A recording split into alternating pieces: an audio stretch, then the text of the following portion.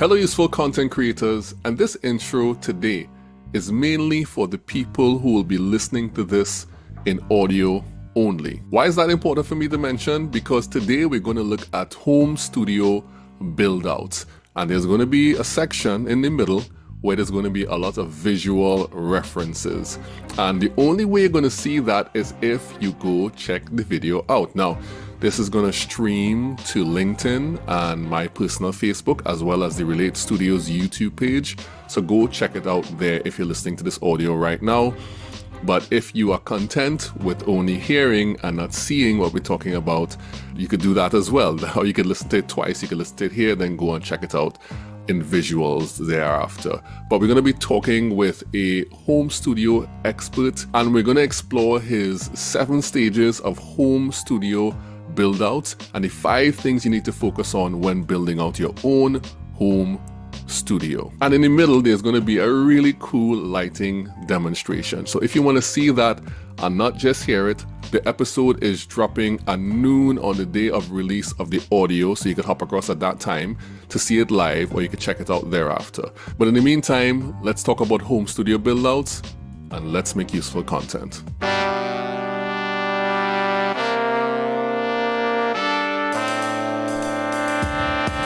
Teaching you to make useful content so that you can build long-term relationships with the people that matter to your business.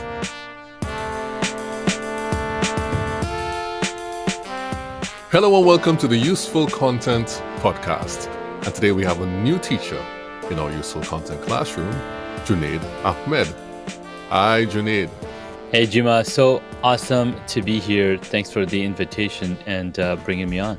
Yeah, it's good to have you on, man. I think we would have actually met on a live stream. I can't remember. DJ was there. A couple of people were there, and we were doing this joint live stream together, and that would have been some like 2 years ago or something like that. Yeah. So it's great to have you back on. I know you've been doing good stuff in the studio building space, so we came to talk today about some of that. But before we get into that, could you tell the people what you do and how you help your clients make useful content?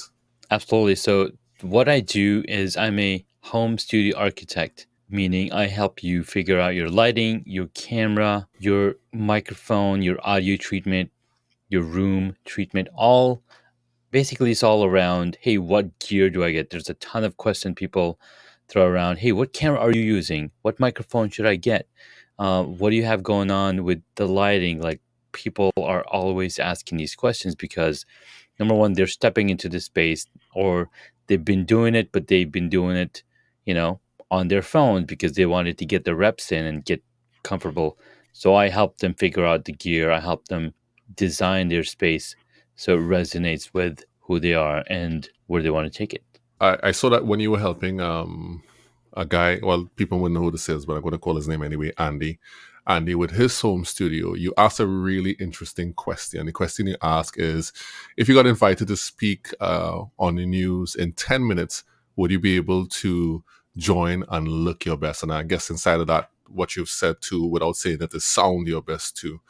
Why might it be important for someone to be able to get on camera fast and look and sound their best? A lot of the times we have a ton of things going on. We were talking in the green room and we were asking, hey, how many tabs do you have open? Do you leave open? Right? So just like we have so many tabs open, we have a lot of things running in our heads. And when we are invited to be on a call which is going to make or break how you present yourself on camera, it's important that you're not spending too much time on it. The only way that's possible is that if you've preemptively set up your space properly. It's like when you have the guests come to your home unannounced, you're not opening, you're not unfolding chairs and tables like, oh, let me set up this table, because we already have dining rooms, living rooms, family rooms set up so that we can perform the task that we want to.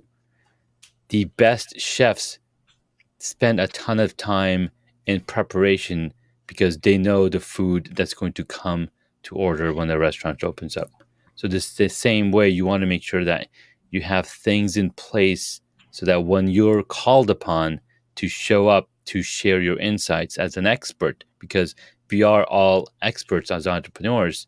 You're not spending too much time in setting all of those things up.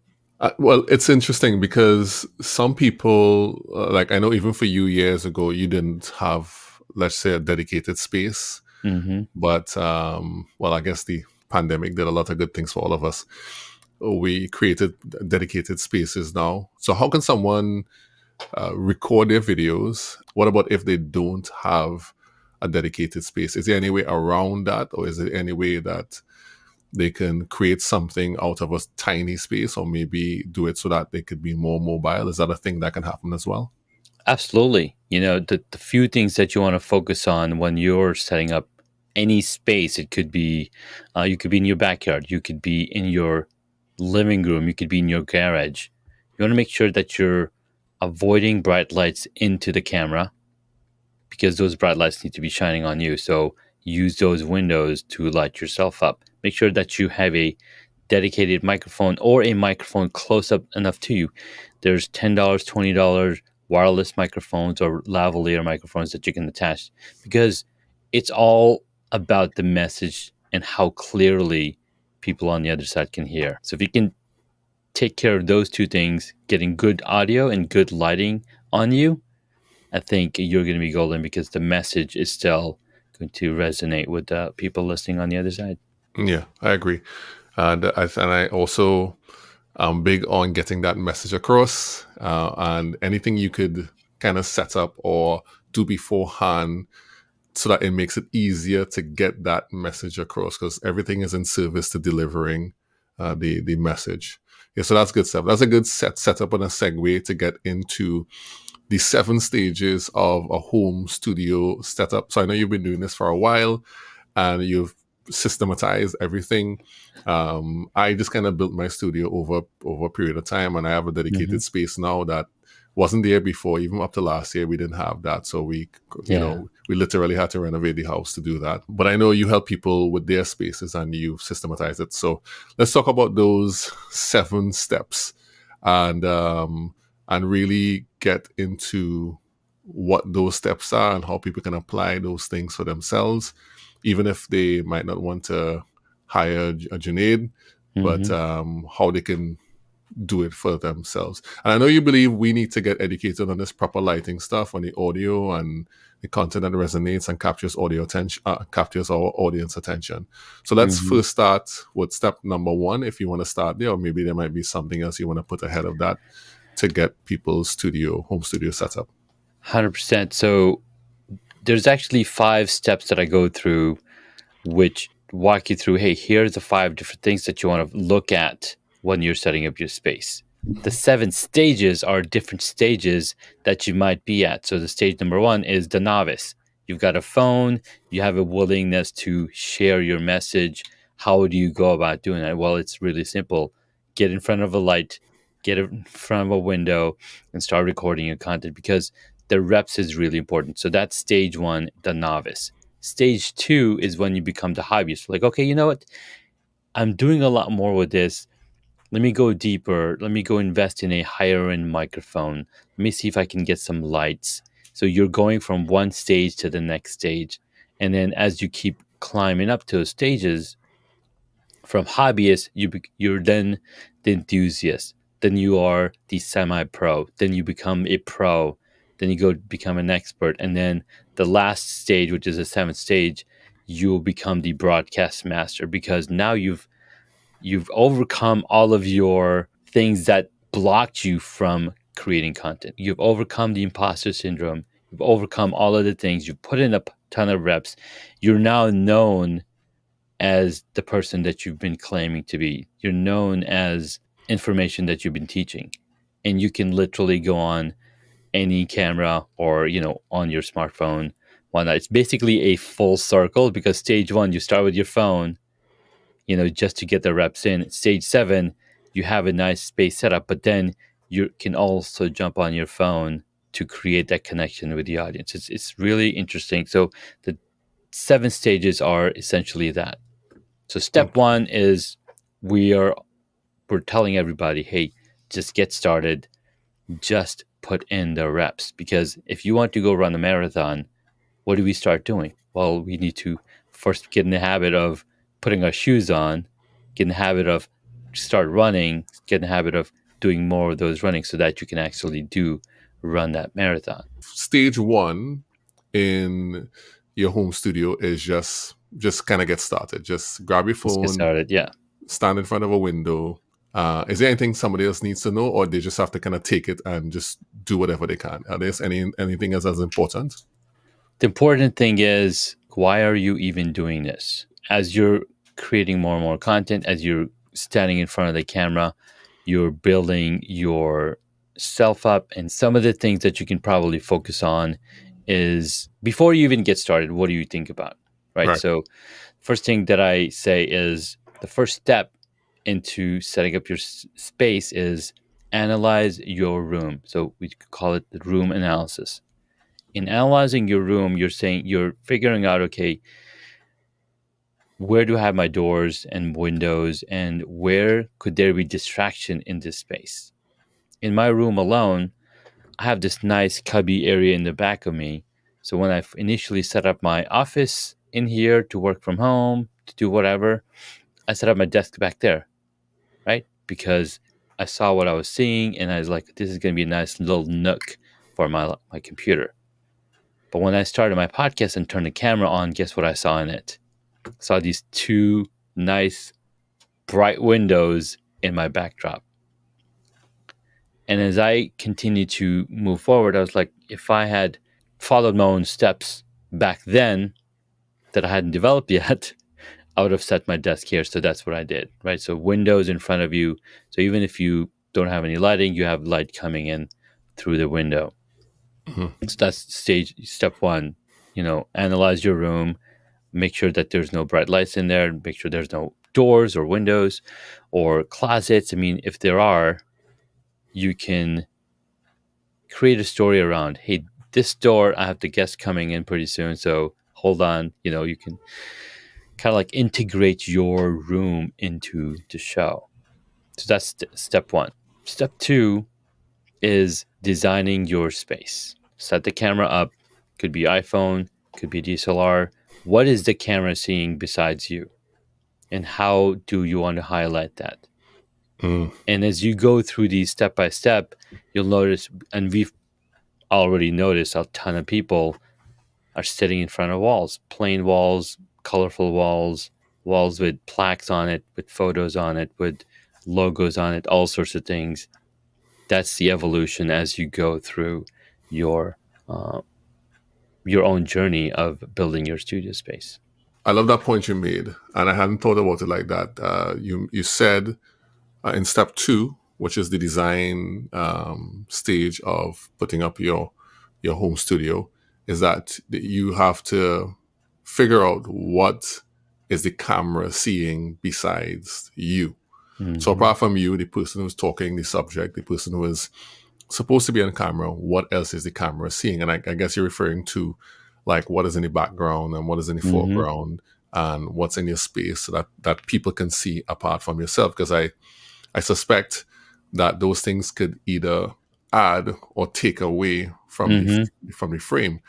Could you kind of give an example, or maybe in your experience that you've when setting up things, what could add or take away from a frame when people are doing step two and designing their studio? So what would definitely add is if you have posters, if you have things that you love, memorabilia and stuff like that. For example, we all have seen Gary Vaynerchuk's office, right? All of the stuff that's behind him, all the collectibles that he's collected, right? Those are things that he cherishes, and that's why they're back there. And now when you frame a shot like that, you can see the things that people resonate with that are in the shot. So I call the people in the shot the talent. So you're the talent, and then we're focusing on the talent lighting. So those things that go in the background needs to exude your personality. Some other people, they've got bookshelves. You're an author, you're a writer, you love reading books. You've got lots of books in your background or a bookshelf. You just want it really clear and straightforward. It could be just be a plain wall Mm. with just one small message on there. Again, it all comes down to who you are as a personality. There's a gentleman named Dan Coe. His background is completely dark. He might have things in there, but it's completely dark because he wants you to focus on him. And he has a book called The Art of Focus. So it's in line with the message that he's trying to deliver. So your video becomes a secondary message because as we're listening to the message, our eyes are collecting so much more data that you subconsciously don't know till you know. And I guess the thing about it is that you do something that is important to you, memorabilia, or maybe something that you like and have different things. Back when my studio was arranged different, I used to have like figurines and different things inside of there. And I still have some things on the side here. Yeah. My sand troopers inside of that. Nice. And all those different things. But I guess too, a big part of it too, and this would lead into, I think, your third point, which I think is talent lighting. But a big part of it is like, how can you set up your studio in a way that also doesn't distract but adds? And maybe there might be a danger that people might hear, well, put things you like in memorabilia, and then they stack a sort of stuff all around them. And so that causes a problem. Have you seen that happen to people? And how can the next step, which is talent lighting, help to prevent that?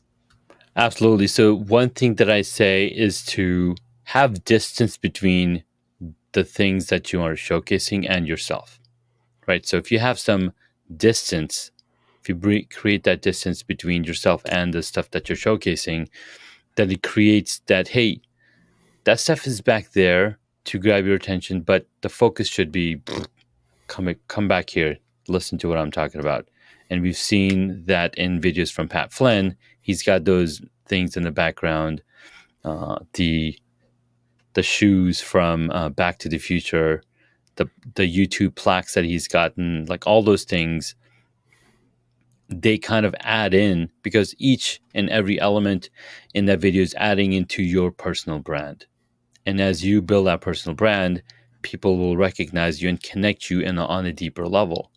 People know about me that I love Star Wars and I love the superheroes. So now we have another element that we could talk about. And that's what builds communities, a deeper connection.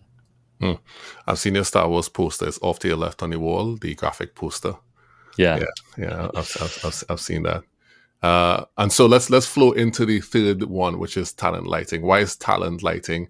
And when you say talent, you refer to the person. Why is talent lighting important? Well, because when you are invited to a show, it's you, the talent, that is invited to the show, not your background. I mean, and we've seen a lot of people use virtual backgrounds with these nice large logos.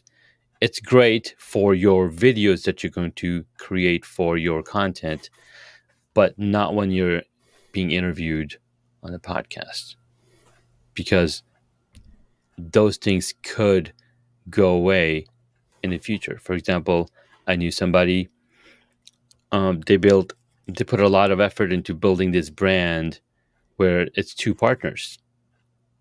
But after a few years, they went their separate ways because they want to build something on themselves. All the work that they put into that partnership, well, it now needs to go back into thinking, okay, how do we do this again? One of the saddest moments was when Daft Punk broke up. Oh yeah, for real. Well, they made a whole video on it. Yeah. Right? Yeah. So it's like, how do you rebrand yourself? So what are you going to showcase and what do you want to highlight the light? So I like to focus on talent lighting.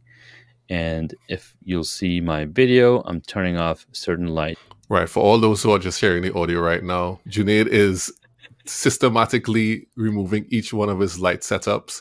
So he's gone from very colorful to now almost monochromatic in the background, taking off light. So you have one single light source on now. It's one single light. And if I turn that off, I'm basically painting with light. I know he's completely dark. So he's just demonstrating how lighting can go. Oh, so this is your edge light. This is on your shoulders. So this is my shoulder and edge light. Yes.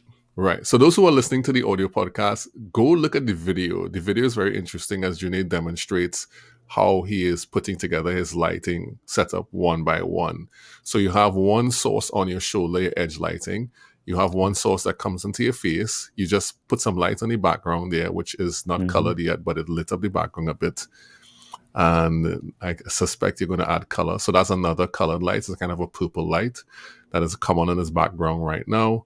And then he adds, this is a really amazing light. It's kind of a hot, maybe deep red or pink or something like that Mm-hmm. light. It meshes with the purple really nicely. Yeah. And it adds some nice dimension to his background. So you're going to want to see this for real, like actually look at it and see how he puts together the lighting setup. So what you're demonstrating right now is that you have the background, but the talent lighting is very important so that they can Mm-hmm. stand out and separate themselves from the background. Yes. Yeah, yeah, exactly. So the talent lighting is focusing on you alone, and even if you just start with one simple light that shines on you, that's all you need to be seen.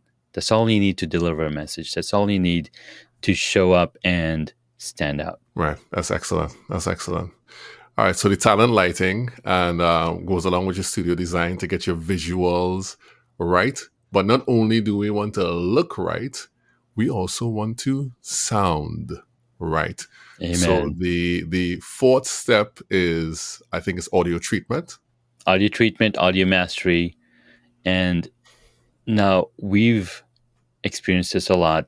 If you're on a call with tons of people in the room, there might be one or two people that are either driving or they're on their laptop, and you can also hear the echo or the echo reflection or the audio reflection in their voice. Basically, they're in a room where there's a lot of flat surfaces. So not only do you hear them, but then it also reflects back and you hear them again at a millisecond delay, because those are audio reflections. Our audio is wave based, right? We call it's a waveform because as we speak, we create these waves in our vocal cords and we send this audio out. And as these waves travel in our room, if there's any flat surfaces, they're going to bounce back and get caught on a microphone. Now, I had that issue because when I set up my wall on this side, it was really flat and I really liked the look of it. But I was like, you know what? It's creating a lot of audio reflection. How do I minimize that? So I started adding posters. I started adding, uh, pictures and stuff like that. And that's going to help reduce those reflections. If you have a Mm, nice big desk, guess what it's going to do? It's going to reflect the sound off of the desk. So make sure you have a nice, big, large mouse pad or some kind of pad on there that's going to absorb sound or keep it from reflecting. A lot mm, of the times we have a lot of walls. Walls are hard because you can either use, like I mentioned earlier, you can either use paintings or sound absorption foam panels or even curtains. All of these things will help absorb the sound. And then the floor. If you have a carpet floor, perfect, you're in a good place. But if you have those nice, beautiful wood floors, you want to throw a rug in there. Or if you're using that space for recording all the time, throw in some blankets because you want to absorb that sound. You want to keep it from bouncing around. And then all of these things are small treatments in your room to get your audio clean. And you can still use that laptop microphone. It's not going to sound the best, but you're going to cut down on all of those reflections that are coming in. The mm, next investment would be to get a dedicated microphone. You've got a nice, beautiful red microphone. I've got a simple MV7 microphone, which is a USB microphone, the simplest one that you can get. Which has it's a dynamic microphone. So the closer you are to it, the better you sound, and it's going to keep from catching a sound from us in your surrounding. mm.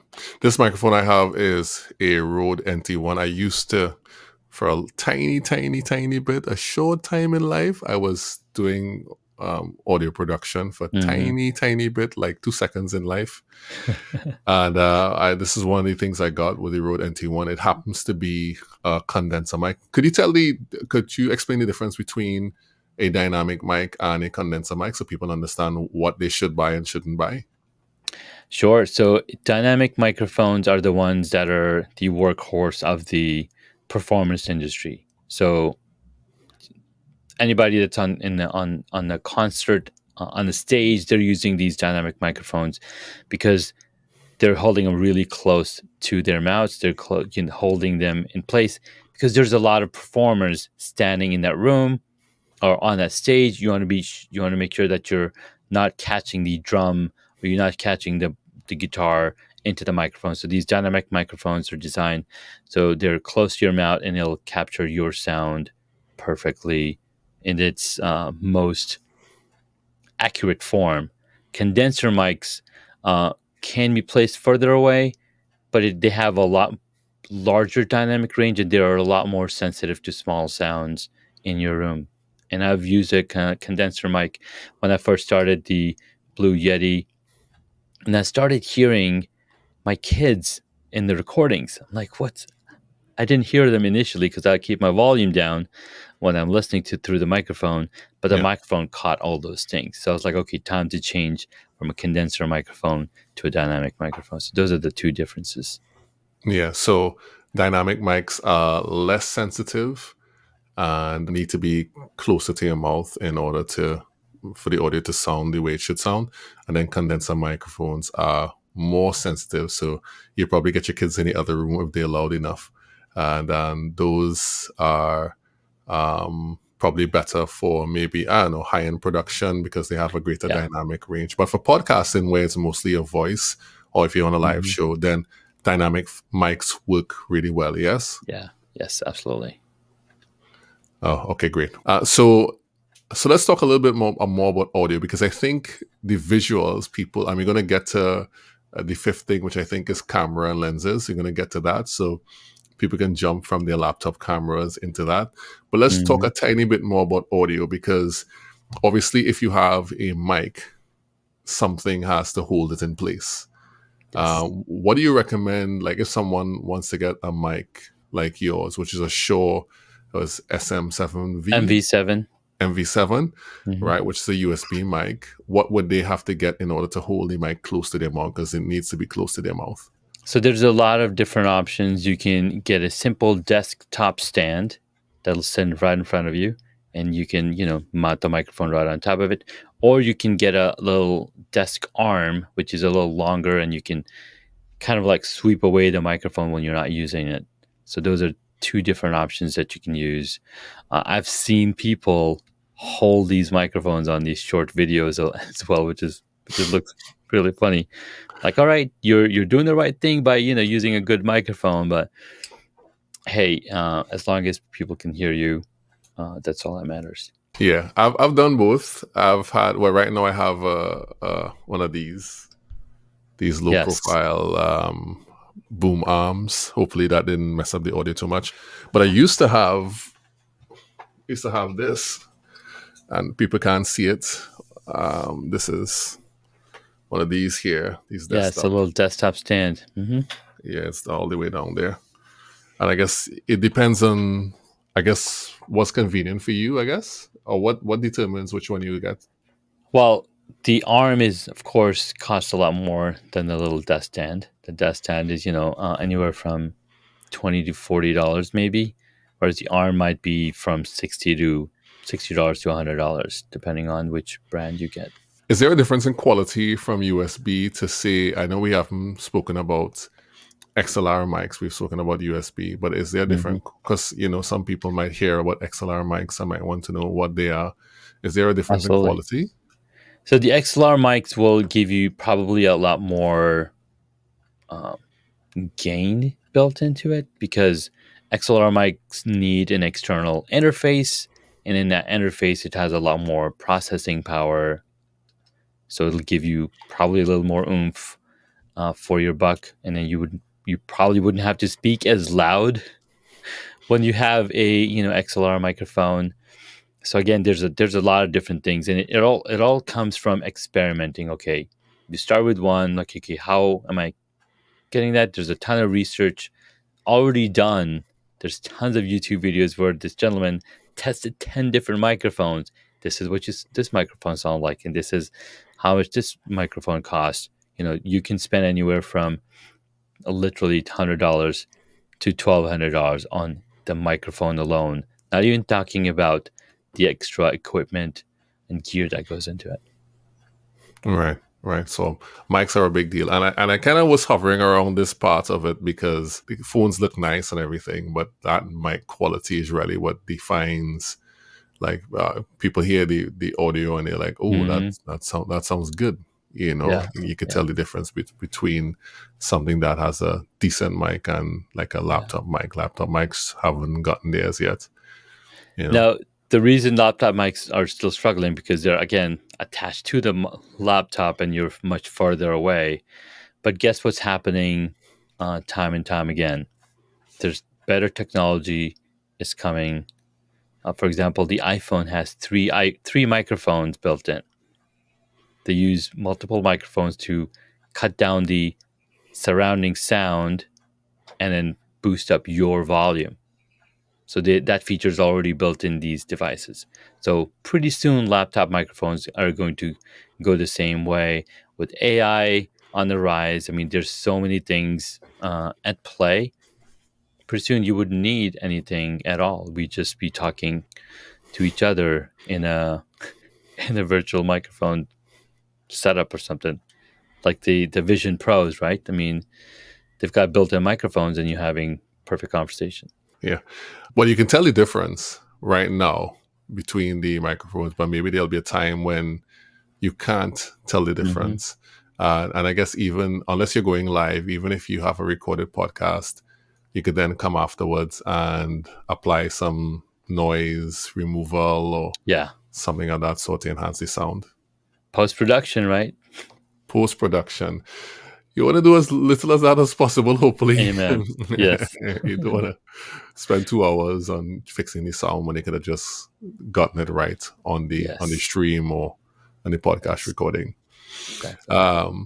Actually, right now, I don't know if I should say this, but right now I have a podcast that I forgot to turn my mic on, and it has my laptop audio, and I tried to fix the sound, and it's just not sounding good at all. And so I'm probably going to have to re-record my pieces on the Yeah. podcast, which I'm not looking forward to at Well, all. I've got a solution for you, my brother, and and this is what I done for my podcast. So, post production in my podcast, I used to record intro to the guest that my editor then puts that intro before the actual start of the podcast. And there was a time where we had 50 episodes that were waiting for me to record an intro. And I was like, okay, my God, that's 50. It's almost an hour of intro, me sitting there and recording intros. And I discovered this tool, this AI tool called 11 Labs. Ooh. Now, 11 Labs could clone your voice from your previous recordings. And you can give it the text, and it'll create the speech based on your cloned voice. And now, very recently, so when I first discovered 11 Labs almost 2 years ago, it was very simple.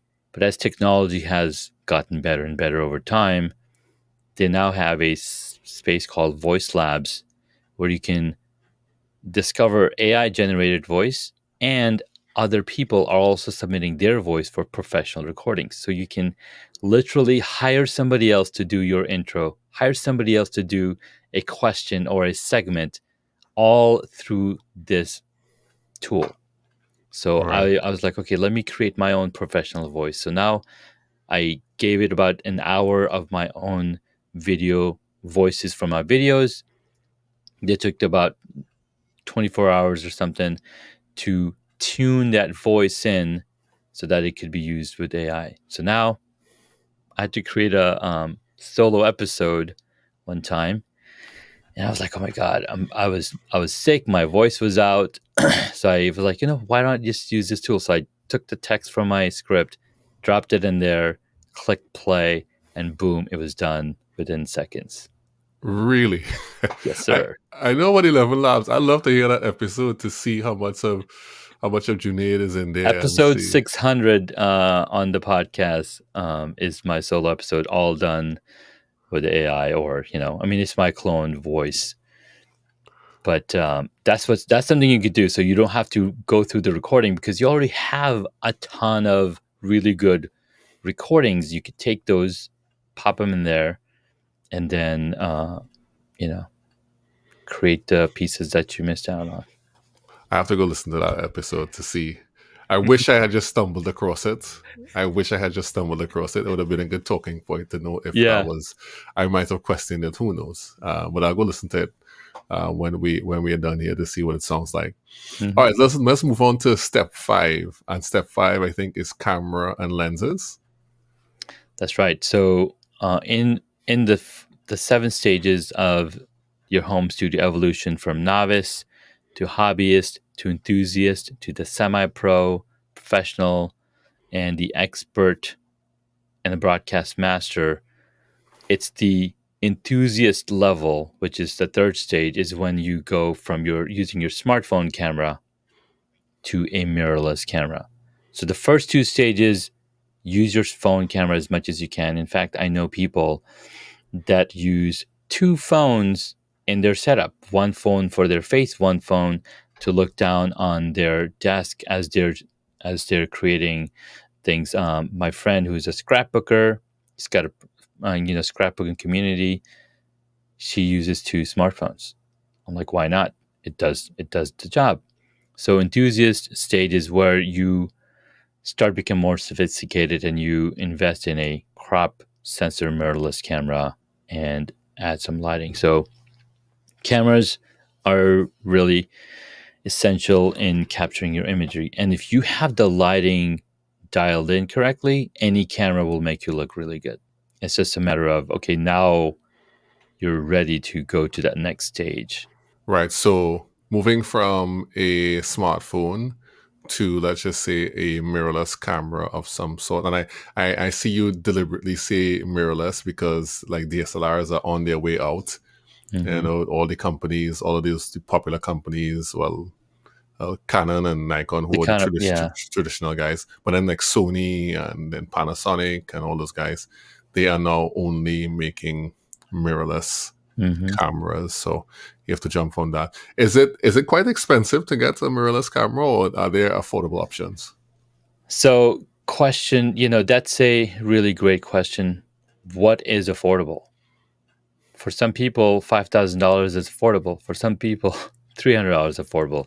So, what I say is check your budget and then see what falls into that. And there's a ton of options. I have at least 4 used mirrorless cameras in my studio that cost about $300. $300, you can get a nice mirrorless camera that can connect to your computer through a HDMI capture card. Pretty easy to get into. So that's why I recommend getting a used camera if you can to get started. And then, of course, you want to get a lens that go with it. Most of the times, these cameras, if you buy them, you can get them anywhere from $400 to $700 with a kit lens. And that kit lens does a really good job. Now, I know people watching this or not watching this. I just switched over my camera from my face Right. cam to my overhead camera. And in this camera, I have the kit lens installed. So I can zoom in and zoom out, and you Right. can kind of see what I'm showing. So that's what a kit lens does. And it gives you a lot of options as your face camera too, because now you can say, hey, I want to go from 15 millimeter to 45. And then you can figure out how far or how close you want the camera to be from in front of you. Right. Right.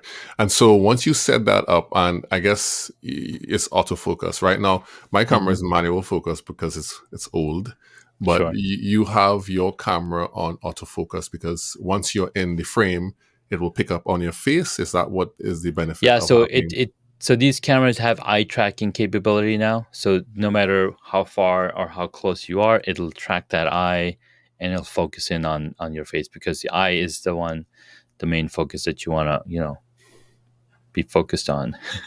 That's Right. how we make the connection with our guests. You want to get that nice and sharp. Mm-hmm. Okay, great. So let me just jump back a little bit.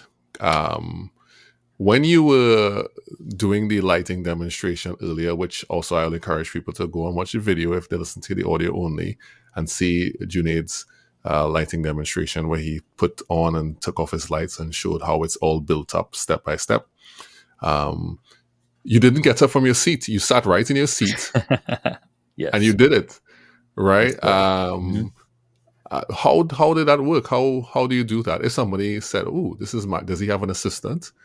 Hmm. How does that work? I do have an assistant, and it's a virtual assistant, right? So there's technologies that have been around for over a few decades where you can do automation in your home pretty easily. Back in the days, they were using 2.4G technology to talk to devices in your home. Now we're talking to our devices through Wi-Fi. So when we moved into the home, I was like, I want to make my home a smart home. So I've upgraded the light switches and power strips in my home so they talk to each other, and they're all on HomeKit. That's Apple's smart home platform. But you can do this with Alexa. You can do this with Google Home. You can do this with other platform providers as well. I don't know if Microsoft has anything. I think they're just a software company now who sells Windows and Microsoft Office. Um, but yeah, so Google Home, Alexa, HomeKit. These are the three options. So on my computer here, I have something called running the Home app. In it, I can see my entire home from cameras to lights to air conditioning and whatnot. And I can choose my room, which is home studio. And I've set up different scenes in here. So I have a scene called office where, I come in here, I say, hey, office time, and then only that light turns on. And I have a scene set up as studio time, which then enables the 5 lights that I turned on. And I have them on individual um, poles or individual power strips that can then turn them on and off. And the cool part is they will turn them on back at where the initial setting was. It just makes it a lot easier for me to, be ready in a moment's notice to be on camera. Yeah, I love that.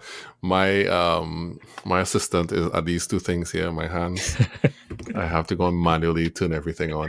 But Yeah. that's just a function of not having not having the trouble yet to do it. Like if I Right. was like saying I needed to get this done because it's too much of trouble to turn everything on. I think it's too close to me. That's why I'm saying that.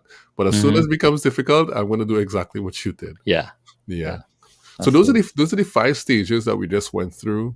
Junaid, do you have anything else to add before we bring things in for a landing with the home studio setup? I know you're supposed to talk about the 7 stages as well, and then the 5 steps, but we kind of mix them all together, which is good. Yeah, So they're all a combination, right? Because as you go from one stage to the next stage, you're basically just adding in to the mix of what makes your home studio. The first stage is you're using your phone as a camera, and in the book 7 Stages of Home Studio Evolution, I have a little questionnaire. Discover your home studio avatar. Where are you right now? You're just starting out using basic equipment like smartphones and in-ear headphones. You're in the novice stage, right?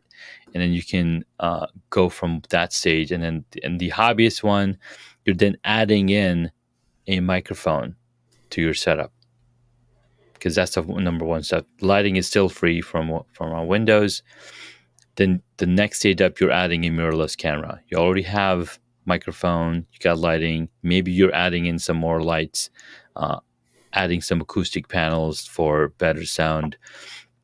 And you just go adding more gear to your setup. It's like a little journey into expertise. And then as you go higher and higher, you're now adding additional cameras. For example, I switched my overhead camera to show you the functionality of the zoom lens, or if I'm showcasing a product and whatnot, that's what the overhead camera enables. So you're adding these things as you get comfortable with gear, as you um, evolve from one stage to the next stage. So my final thing would be just get started, try what you know, and find a community where you are appreciated and you are um, encouraged to keep trying new things, to keep elevating yourself, to keep evolving. That's good stuff to end off. Find a community where you can be encouraged to keep elevating yourself and keep evolving. And of course, as you go along, use the steps and use the stages and set up your studio as you would want it to be. This has been great, Junaid. Some people may want to find you online. Could you tell the people how they can contact you? Super Junaid, the website as well, yeah? That's right. Right. And your book is on Amazon. That is is it the smartphone? What do you call it? So I have two, but I have a total of 3 books out now. The first book that I 3. released last year is Mastering iPhone Video Production. Then earlier this year, I published A to Zoo in Animal Alphabet Symphony for my kids. And then just this week, on my birthday, I published the 7 stages of home studio evolution from beginner to broadcast quality. Oh, great. So go pick up the 2 first and the last for you, and then pick up the one in the middle for the kids, right? So That's right. So that will work well. Thank you so much, Junaid, for joining us on the podcast. And thank you so much, students, for being in the Useful Content Classroom. Useful Content Classroom dismissed. And weekly. Good All stuff. right. Good stuff. Good stuff. Yeah, man. This was fun. I get to flex my muscles. Yeah. I mean, I'm sorry for the people who are just on audio who are not going to see all the fanciness. That's okay. They'll be intrigued enough. Like, wait, what happened? He turned off all his lights while he was on video? It's true. Like I often tell people about the way in which you set the thing up is that you need a blank canvas. Your blank canvas is your dark room. Yeah. And then you build out the light piece. I really love your rim light. I noticed it in the other videos. Like, oh, this is great. Define the shoulders, separate it from the background with the nice hair light as well. It's good. Yeah. Good. What kind of light is that? Which kind of light is which one? The rim light. The room light. The rim light. It's just a flat panel. It's just a flat panel mounted on the ceiling. Let me show you. Because we can show things with camera, right? Mm-hmm. So just turn my camera off. Here's the setting. I guess I can't switch camera while we're recording. It's still recording. Yeah, we're still recording. Well, maybe there could be another day where you demonstrate everything and do a walkthrough. Do a walkthrough. But let me just stop the recording. It was great to see all that demonstration. I didn't expect it to do that. That's good, so that people can see the fanciness. Good stuff. The Useful Content Podcast is brought to you and produced by Relate Studios. You can see the work we do on our website at relatestudios.com. If you like what you've heard on the podcast today, please follow and come back in 2 weeks for another great episode. And if you want to get more useful content in between that, you can follow me, Juma Bannister, on LinkedIn and on Twitter. We all know it's still Twitter. See you soon in the Useful Content Classroom.